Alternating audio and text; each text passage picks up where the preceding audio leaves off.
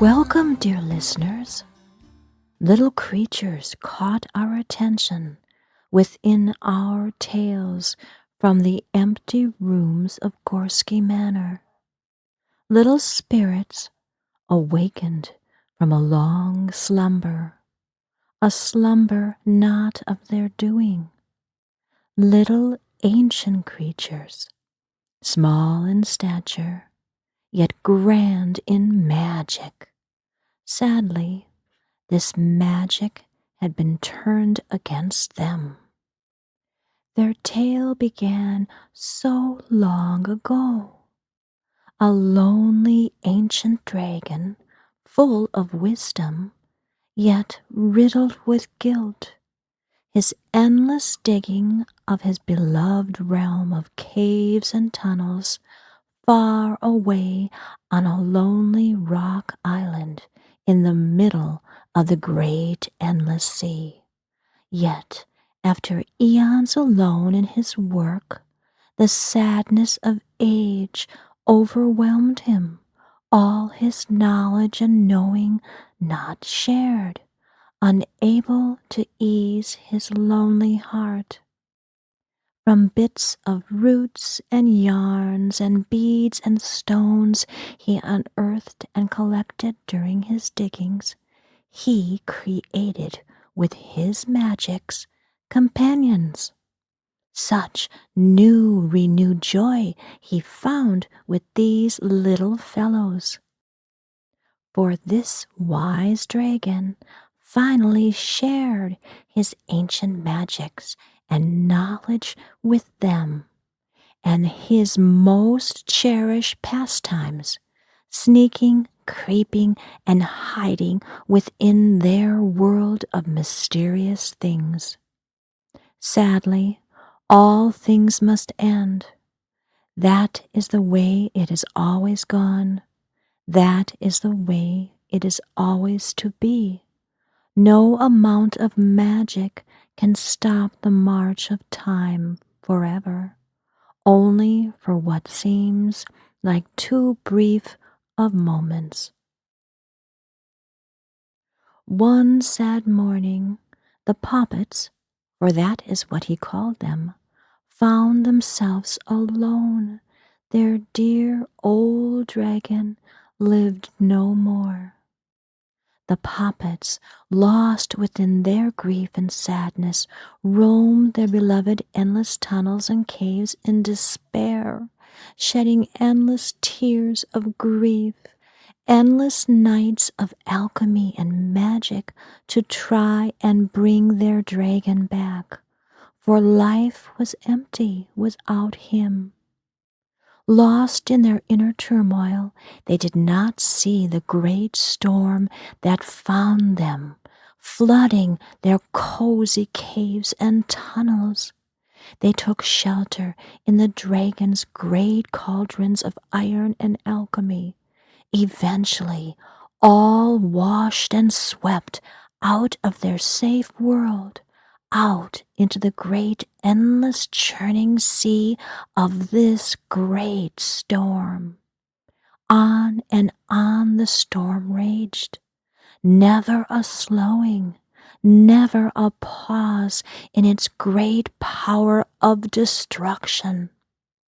Our Poppets, lost upon the waves they were, tossed and drenched, rain and snow and hail pounding them without sympathy, as they clung within the cauldrons, huddled together, exhausted, within and without. Then one morn, if it could be called that, caught them all in a whirlpool of gray sea foam, caught them all within its spiral, pulling them down and down and down to the very bottom of the sea. In this darkness none could see, all resigned to their fate, closing their eyes to the end they felt was to come. But the fate they perceived changed direction. One strong sea current pulled all the Poppets into the cellar wells of an old mysterious manor that stood at the edge of the sea. Gorski Manor. The Poppets took refuge in the endless cellars, tunnels that felt familiar and welcoming to their broken and crushed hearts. Yet the family within, not understanding their teasing, tricking, sneaky ways, did not welcome their antics. A slumber spell was cast upon them, causing each and every Poppet to fall into a dreamless sleep, a deep, endless slumber, each hidden behind the walls, behind locked doors, behind the forgotten hiding places of the manor where they lay with the dust and cobwebs for years. Nonetheless, one fated All Hallows Eve ball, a misdirected spell awakened some of these Poppets, not by intent, but by mistake. Once awoken, their memories returned. They felt a great concern, anger, and worry, as they had not been welcomed well within the manor on their first meeting. Will they once again be met with no kindness? Still, considerable time had passed. The manor greatly changed over the many years. The Gorski and Broom families faded and withered with the passage of time. New inhabitants now dwelt within these walls and halls, softer, gentler, sympathetic, those that now walk the halls and many rooms of a different sort, they themselves lost and lonely, seeking companionship. A caring place the manor was now, where those that are lost are now welcomed. The manor itself now welcomed the Poppets, a new home for them at last. Still, a few yearned for adventure after their long slumber. Still, a few yearned with deep sadness to see their dragon once again. Find him within the nursery tales, Whispered the manor. One evening, high up in the manor nursery, upon a long black table, heavy with many unlit candles, lay a book, midnight blue in color, words written in fanciful print of blood red. 6 Poppets sat entranced in a circle around it, one lighting the largest candle beside the book. They chanted their magics, sending ancient energies brightly over its cover. I sat at the table too, interested in what they were about to do. "Merry Mistress," My dear Poppet friend Tuck whispered as he came over and snuggled on my left arm, a place he loves to be. "Merry Mistress," He whispered in my ear. Such a charming little fellow he be. I was so shocked when I heard the tale of what the Gorski family had done to them centuries ago. How they had not understood nor come to care for them. Tuck himself was only slightly shorter than 2 feet in height. Body, arms, and legs made from twisted roots, yet soft to the touch. His head a slight turnip shape, with little eyes of golden beads and fuzzy hair of curls and braids of spun cobwebs and yarns of deep blue. He had no nose, but sported 2 little pointed floppy ears, with many little magical amulets hanging from them. A few little whiskers adorned his sweet pointed chinny-chin-chin, like the fibers of a turnip, twisting this way and that, and his long thin mouth curled at the ends with curiosity that showed 2 shiny little fangs when he smiled, which made those fangs look so very adorable, if you can imagine fangs as adorable. Bits of this and that, and colorful patterned materials twisted around his body, and on each foot there, tied, was a bell. These bells had been placed on each poppet by the Manor to warn any who hear of their approach. Not really very nice, but they now felt a friendship to these talismans, a symbol of their new freedom, and greatly enjoyed the gentle tinkle made as they walked. "That is my book," I explained to the Poppets, "from my mother. Child she be, now from she it came to me." A curious magic of the Poppets is that when they speak, and those that speak to them, words come out in rhyme, at least at first. No matter what you are thinking, what you thought you said, the words come from your lips rhyming. A lovely magic indeed. Once they feel comfort with you, this rhyming does fade, but not always. Before we go any further with our tale, we must speak of magics. Not magic with a C, but magic with a CK. Powerful. Much difference between these 2 words.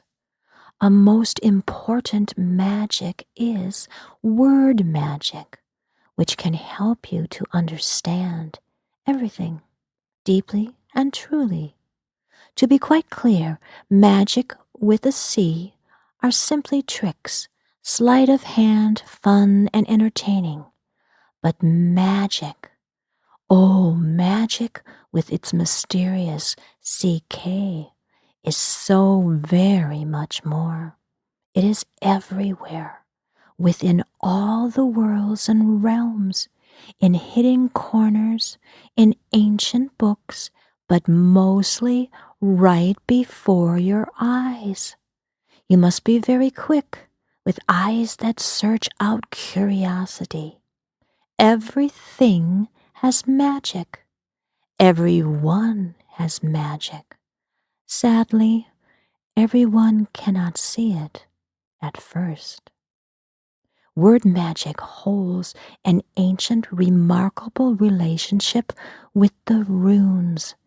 Dear dragon of the Poppets, first born and roamed the many realms upon the world tree of the Norse, Yggdrasil.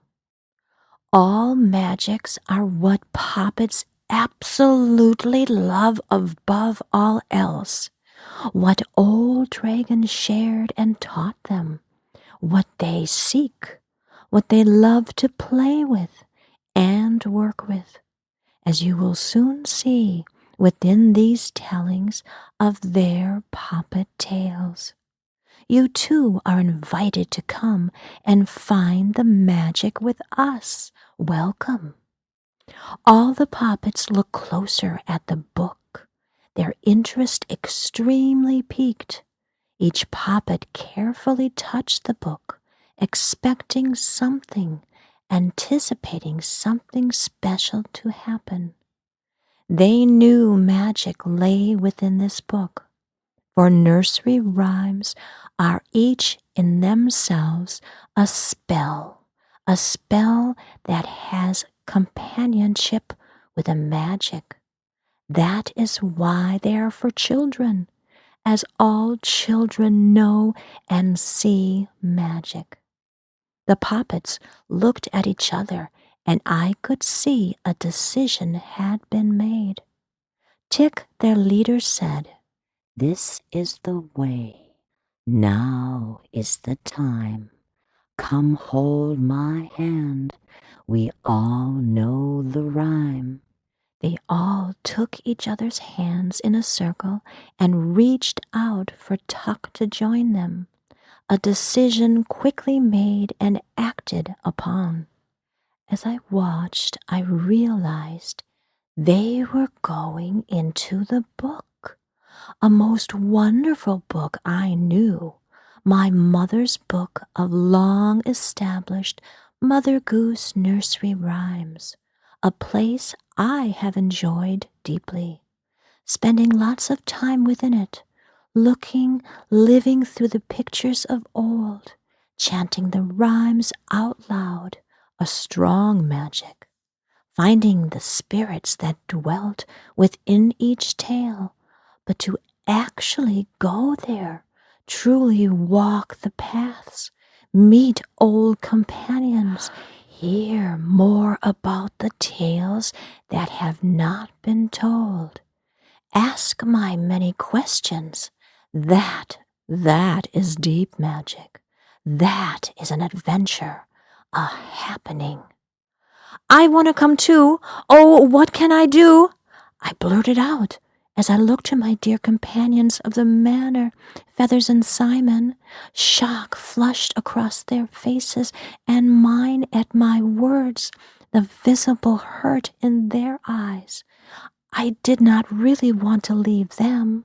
"Oh, this be the manner of magic. I know it be true. I ask with deep graces to be in two places. There must be a way. Pray tell, what can we do?" All looked to me with confusion. "I want to do both. I give you my oath." I said that with conviction. "Why not? This could be. I've been to the moon. I've walked the world tree." Tuck jumped with joy upon my arm. Yes, yes, yes, yes. Merry Mistress is coming too. Together, much fun for 6 Poppets and you. He finished, giving me the biggest smile and snuggle. I looked to the Poppets. "Have you not the magics? Have you not the skill? You must know a way. Please don't leave without me, yet here I must stay." And then I knew. I heard a whisper from the knowing. "Do not fear. Follow the path of two, if you so desire." Flick and Zick, I have seen you do. Make 2 man-childs one. You must make me 2. A flip-flop must be done. It sounded so simple. It felt so perfectly divine. Flick and Zick looked to each other. I could see them thinking, figuring it out. They looked to Tick for his agreement. Tick nodded. Tuck cheered. Yay! This we can do, Merry Mistress, for you. "Please open the book. Within it we must look," Tick said with authority. And I did. I opened the book. Then Tuck and I joined the circle with the Poppets and began to hum. I joined in this traveling spell, for that is what it be. With one spell word and a gust of wind, the candle went out, and we disappeared into the pages. In no more than a blink of an eye, the book closed with a snap, yet I remained here at the table. All the Poppets were gone. I could still feel Tuck upon my arm, and touching the spot, I could see them and me within the book. feathers! Simon! I sang with happiness to my friends. It has worked! I can see them. I am with them like a movie. Oh, this is absolutely sublime. I felt so much glee and happiness and gladness. A wave of giggles burst from my lips. Oh my gosh, 2 places at once. One could only imagine this happening. I spoke with deep gratitude and humble appreciation for magic. And there we stood, the Poppets and I, standing at the crossroads of an old cobblestone road. Iron lamplights lit along the curling road that led up to a group of quaint village shops at the very top of the hill. A pale green crescent moon hung above in the sky. We are in a different land, I thought with excitement. An old wooden sign, carved and worn, read Drury Lane. I grew up on a crooked street named Drury Lane, but this was not that place. This be the place where the roly-poly Muffin Man dwells. You know the Muffin Man, the Muffin Man, the Muffin Man. Do you know Muffin Man who lives on Drury Lane? Oh, yes, I know the Muffin Man, the Muffin Man, the Muffin Man. Yes, I know Muffin Man who lives on Drury Lane. Sticks and stones and break your bones if you know not the way to go. They that know Muffin Man will live no Drury Lane. We heard someone whistling as we started slowly walking up the hill, feeling the energy strange, us all on guard. As we came to an apothecary's shop, its dark doorway hidden from the street lamps, we stopped short, for a muffin tied upon a string was tossed in our path.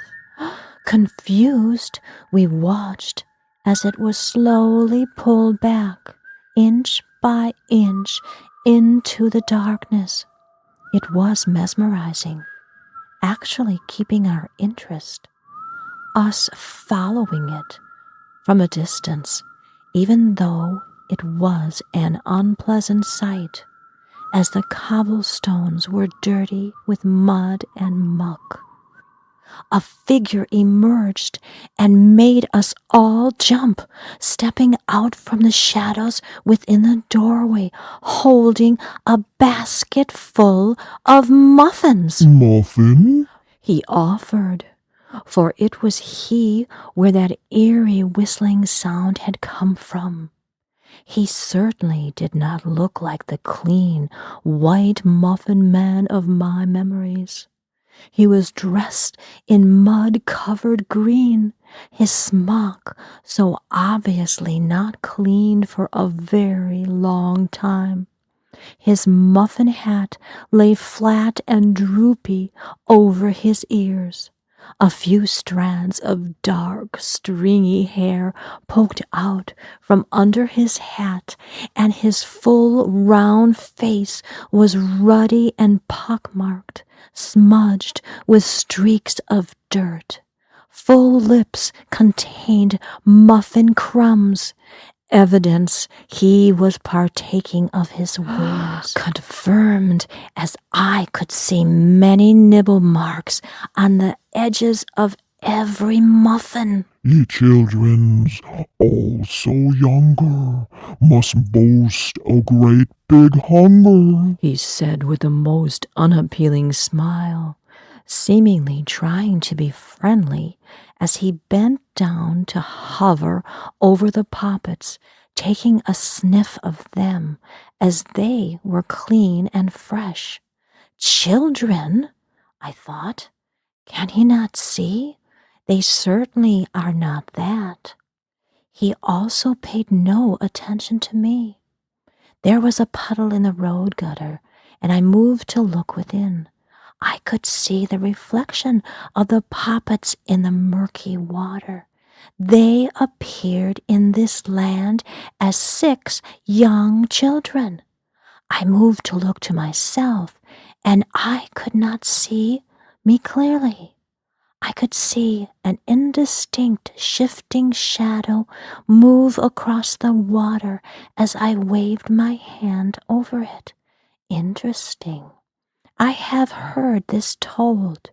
In different realms, one does not always appear as your true self, but as something more native to help you blend into this new world and not be of notice. But me a shadow? Something to be thought about for sure. The Poppets whispered amongst themselves for a moment. The Muffin Man licked his lips in a most unappealing fashion, eagerness in his eyes that looked to the Poppets, or should I say children, as a predator does to his easy prey. Tuck moved forwards towards the Muffin Man. Dear sir, we thank you for your offer of nourishment. Alas, our bellies are quite full of contentment. What we bid you, what we ask. Dost thou knowest, simply? Have you seen a dragon pass? The Muffin Man was taken aback by the manner in which he spoke. I could see his hopes of an easy catch were shattered. Wariness, easily to be seen, passed across his dirty face. Tuck looked to me and smiled.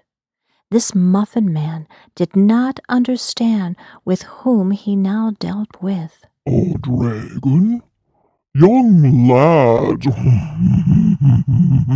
He laughed nastily. What doings does thee have with the dragon?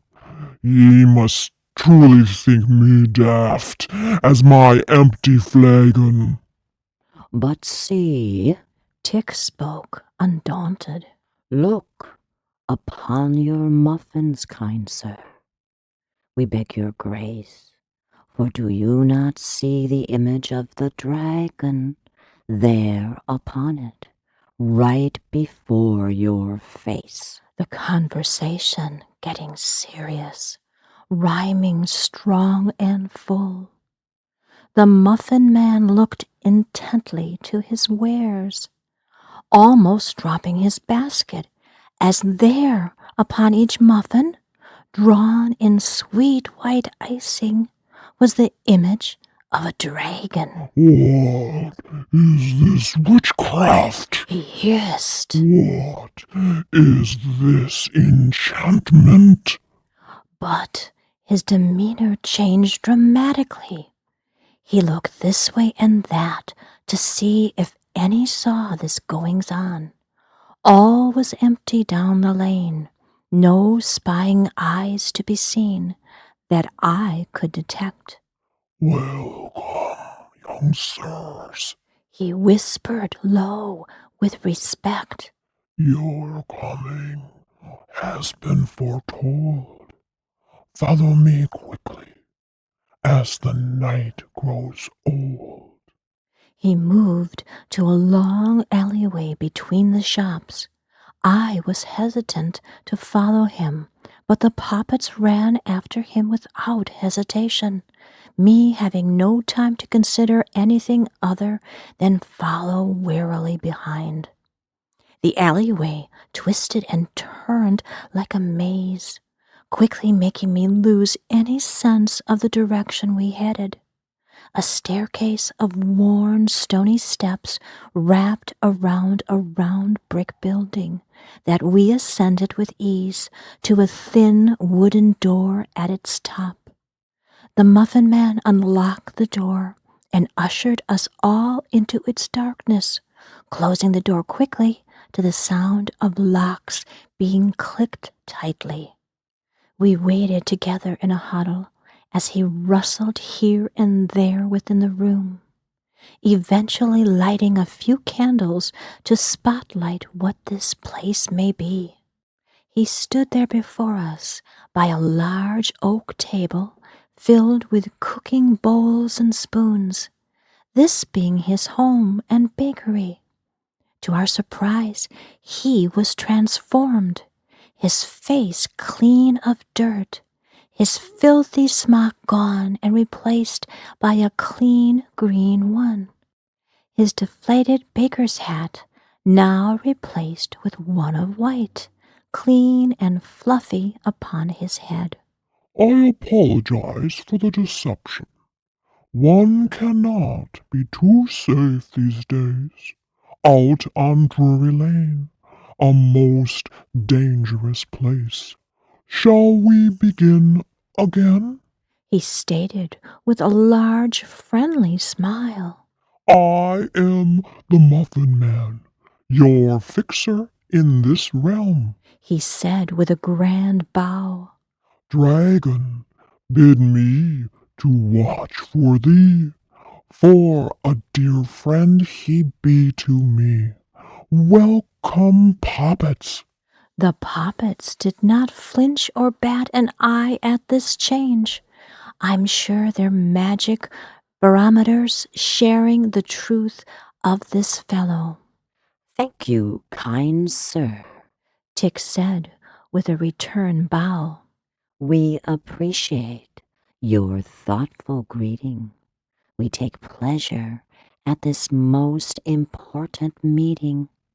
Each Poppet introduced themselves in turn with a bow and a handshake. I waited for me to be acknowledged, but none made any move to make note of my presence. I stood in silence in the shadows, feeling it best for me to be what I be, a shadow. Yet a little hurt and overlooked.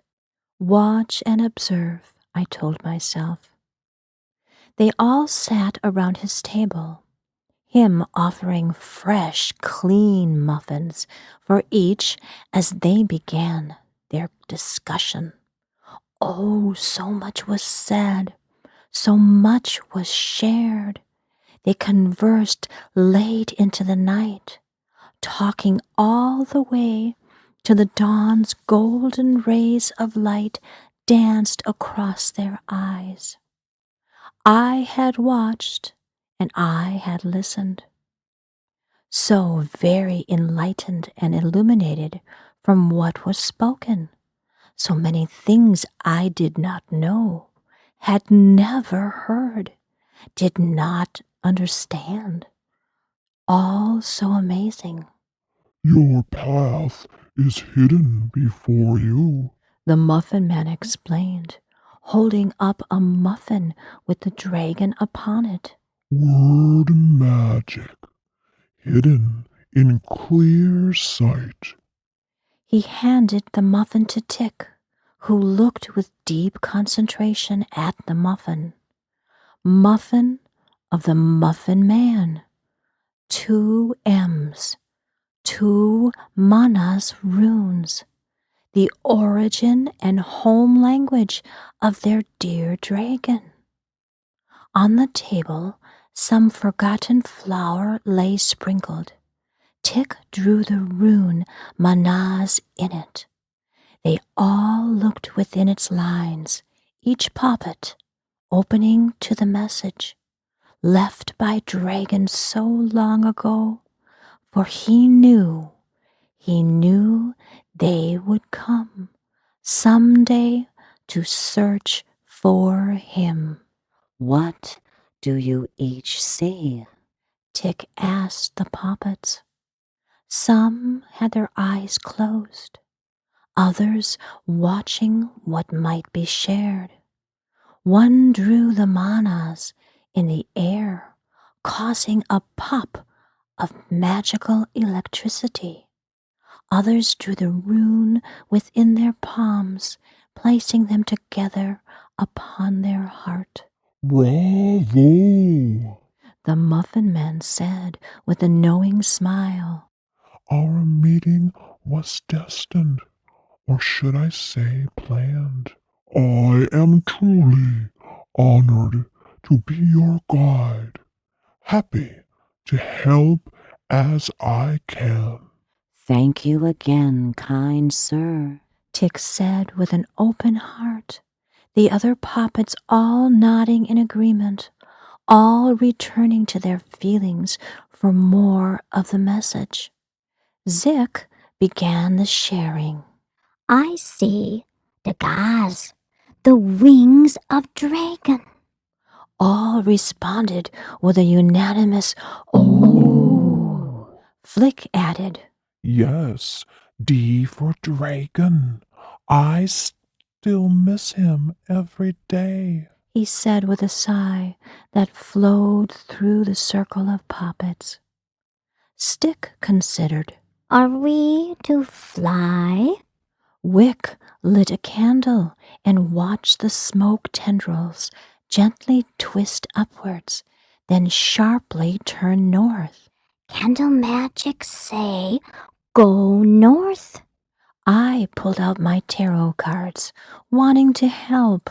2 cards popped out immediately, the 8 of Cups and the 9 of Cups. I showed the cards to the Poppets, speaking the message. Me so surprised my voice was so different, my shadow self a whisper on the wind. 8 of Cups, evil dreams, let them flow to where you need to go. You no longer need them. Oh, sadly, that felt like maybe they should not be looking to find their dragon of the past. And 9 of Cups, 9 of Cups, celebrate your fortune with a jolly, happy soul. Enjoy good conversation and new perspectives. A very mixed message. Your shadow suggests well. The Muffin Man said, lifting his cup in a toast. We all joined in a hearty Wunyo, Norse cheer of the rune of joy and good drinking fellows. Yo. Tuck, what do you see? Tick asked our youngest Poppet. Tuck smiled in appreciation for being remembered.